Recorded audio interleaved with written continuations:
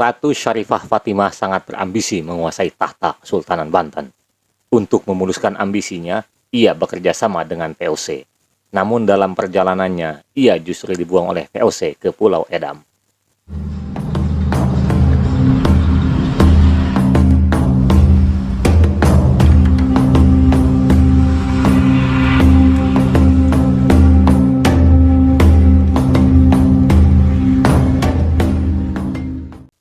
Assalamualaikum warahmatullahi wabarakatuh. Apa kabar Kisanak dan Nisanak? Semoga Kisanak dan Nisanak selalu dalam keadaan sehat walafiat serta senantiasa sukses dalam menjalankan aktivitas sehari-hari. Kali ini saya akan menceritakan kisah tentang Ratu Syarifah Fatimah, istri dari Sultan Banten ke-10 yaitu Sultan Jainul Arifin. Konon, Ratu Syarifah Fatimah berkomplot dengan VOC untuk menyingkirkan Sultan Banten ke-10 itu. Bahkan, Sultan Jainul Arifin disebut-sebut memiliki kelainan jiwa. Benarkah demikian? Mari kita simak kisahnya. Oke, sebelum lanjut ke kisahnya, kita cari tahu dulu siapa sebenarnya Ratu Syarifah Fatimah ini. Ratu Syarifah Fatimah adalah putri dari seorang ulama ahli fikih bernama Said Ahmad. Ulama ini sangat disegani oleh Keraton Surosoan. Ia kemudian dinikahi oleh Sultan Jainul Arifin ketika istri dari Sultan Jainul Arifin atau ibu dari Pangeran Gusti meninggal dunia. Namun, sebelum lanjut ke kisah yang akan diceritakan, terlebih dahulu, Kisanak dan Nisanak, tolong subscribe dan like channel ini terlebih dahulu agar channel ini dapat berkembang sehingga dapat terus memberikan perspektif baru untuk Kisanak dan Nisanak. Terima kasih. Sultan Jainul Arifin memimpin Kesultanan Banten antara tahun 1733 sampai dengan tahun 1748.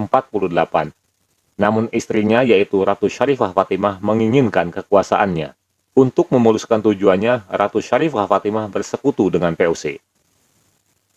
Saking besarnya ambisi Ratu Syarifah Fatimah untuk menguasai tahta Kesultanan Banten, ia rela berkonspirasi, bekerja sama dengan VOC, dengan Belanda. Padahal, Kesultanan Banten beberapa kali terlibat konfrontasi, terlibat perang dengan VOC. Tentu saja ini adalah pengkhianatan yang dilakukan oleh orang dalam istana. Untuk memuluskan niatnya, Ratu Syarifah Fatimah kemudian merancang skenario bahwa seolah-olah Sultan Jainul Arifin berkonflik dengan putranya yaitu Pangeran Gusti. Hasilnya apa? VOC kemudian menangkap putra mahkota yaitu Pangeran Gusti dan membuangnya ke Sri Lanka. Satu tujuan dari Ratu Syarifah Fatimah tercapai, yaitu putra mahkota telah terbuang ke Sri Lanka. Mengapa putra mahkota harus disingkirkan? Karena sebelum menjadi sultan, Pangeran Raja Manggala atau Sultan Jainul Arifin sudah mempersiapkan putra mahkota yaitu Pangeran Gusti atau Pangeran Arif. Namun ketika ibu dari Pangeran Gusti meninggal dunia, Sultan Jainul Arifin kemudian menikahi Ratu Syarif Fatimah yang kemudian menjadi penyebab konflik di keluarganya. Nggak tahu terima kasih. Setelah itu apa? Ratu Syarifah Fatimah kemudian mendorong keponakan laki-lakinya yaitu Syarif Abdullah untuk menjadi putra mahkota. Tentu saja ini mendapatkan banyak pertentangan. Ratu Syarifah Fatimah kemudian mendorong keponakan laki-lakinya yaitu Syarif Abdullah sebagai putra mahkota yang baru pada tahun 1747. Namun, menurut Macrick Labs dalam sejarah Indonesia modern, putra mahkota yang baru itu terlalu muda untuk memerintah. Sementara Sultan Jainul Arifin menunjukkan tanda-tanda penyakit jiwa. Salah satu pertentangan menyebutkan bahwa Syarif Abdullah itu terlalu muda untuk memimpin Kesultanan Banten. Akan tetapi, pada sisi lain, Sultan Banten ke-10, yaitu Sultan Jainul Arifin, disebutkan memiliki kelainan jiwa. What? Masa iya Sultan Banten memiliki kelainan jiwa? Ini sebenarnya yang harus digali lagi.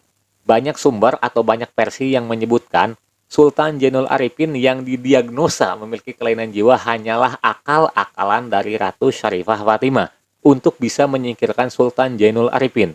Sepertinya agak tidak mungkin. Saya sendiri tidak percaya kalau Sultan Banten bisa mengidap penyakit kelainan jiwa. Itu sangat aneh. Tapi itulah kekuasaan, bisa membuat gelap semuanya. Karena Sultan Jainul Arifin dianggap memiliki kelainan jiwa, kemudian VOC menangkap Sultan Jainul Arifin dan membuangnya ke Pulau Ambon. Jauh sekali. Atas restu VOC pula, Ratu Syarifah kemudian menjadi wali sultan. Namun, kalangan elit Banten menentang pemerintahan Ratu Syarifah yang menindas.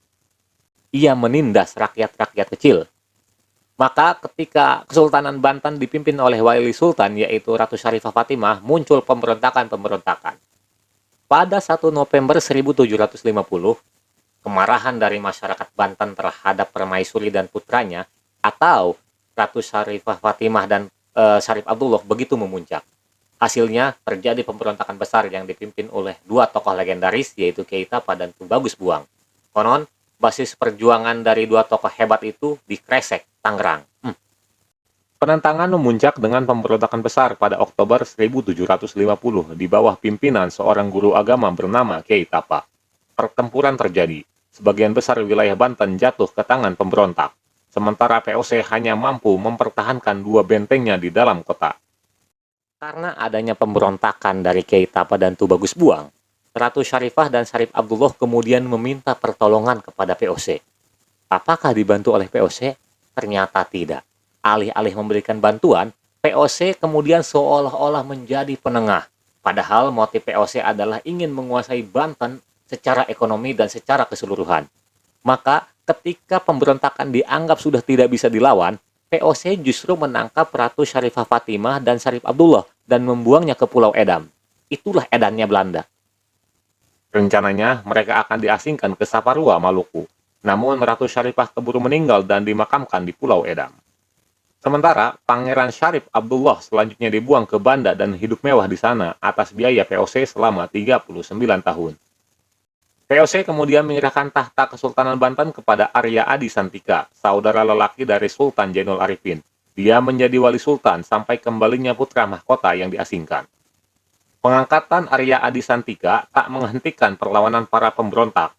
VOC mengerahkan lebih dari 1.000 pasukan yang berasal dari Eropa dan pribumi untuk memukul mundur pasukan pemberontak.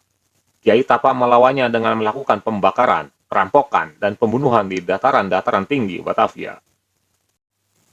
Pemberontakan besar yang dipimpin oleh Kiai Tapa dan Tubagus Buang nyaris saja bisa menembus dan menguasai Keraton Banten. Andai saja waktu itu VOC tidak muncul dan menjadi penetralisir. Saya ulangi, penetralisir.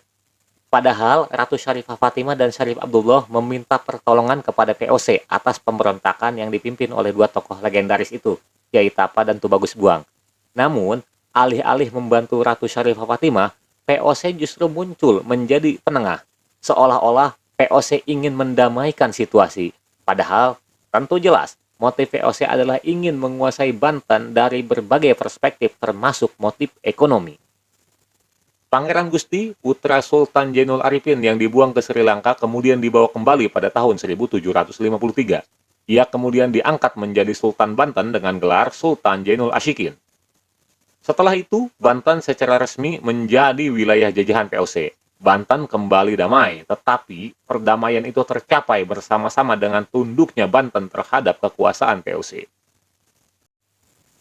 Siapa yang menabur angin, ia akan menuai badai. Ya, pepatah ini sepertinya cocok untuk diberikan kepada Ratu Syarifah Fatimah. Karena ambisinya ingin menguasai Kesultanan Banten, ia bersekongkol dengan VOC. Namun, karena aksinya itu pula, ia kemudian menjadi pesakitan. Ia dibuang, diasingkan oleh VOC sampai dengan meninggal di tempat pembuangannya, yaitu di Pulau Edam. Ambisi dari Ratu Syarifah Fatimah harus kita jadikan pelajaran. Bahwa menghalalkan segala cara hanya akan membuat nasib kita pada ujungnya adalah tragis.